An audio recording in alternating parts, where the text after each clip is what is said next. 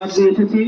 এই ত্রয়োদশ জাতীয় সংসদ নির্বাচন দীর্ঘ 54 বছর পরে, স্বাধীনতার 54 বছর পরেও এই বাংলাদেশের মানুষ তাদের কোনো স্বাধীনতার সুফল ভোগ করতে পারেনি। অতএব আর এই 54 বছর পর্যন্ত কোন ভোটার তার ভোট অধিকার প্রয়োগ করতে পারেনি।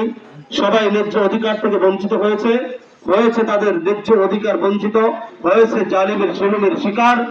বিভিন্নভাবে আমরা জুলুমের শিকার হয়েছি, জালিমদের অত্যাচারে বিভিন্ন মানুষ বিভিন্নভাবে অত্যাচারিত হয়েছি।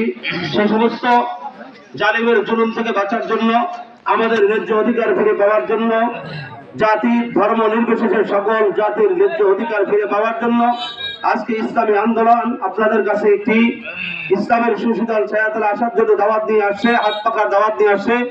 সারা দুনিয়ার সমস্ত উলামা ইকরাম, এদেশের সর্বোচ্চ বিদ্যাপীঠ হাটাদারি দেওবন্দ সহ, বাইতুল মোকাররমের খতিব সাহেব সহ, যাত্রাবাড়ি হযরত সহ সারা বাংলাদেশ এবং ভারতের দেওবন্দ, দারুল উলুম দেওবন্দ সহ সমস্ত উল্লেখযোগ্য উলামা ইকরাম ইসলামী আন্দোলন তথা বিশ্বাস চরমায় হাত পাকাকে সমর্থন করেছে, বলুন আলহামদুলিল্লাহ।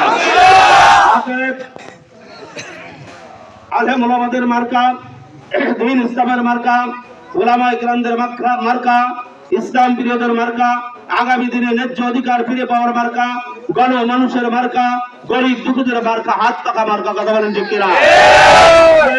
আমরা আপনাদেরকে আশ্বস্ত করতে চাই, আজকে প্রায় 40টি বছর পর্যন্ত ইসলামী আন্দোলন এই বাংলার জনপদে রাজনীতি করে সাংগঠনিক ভাবে।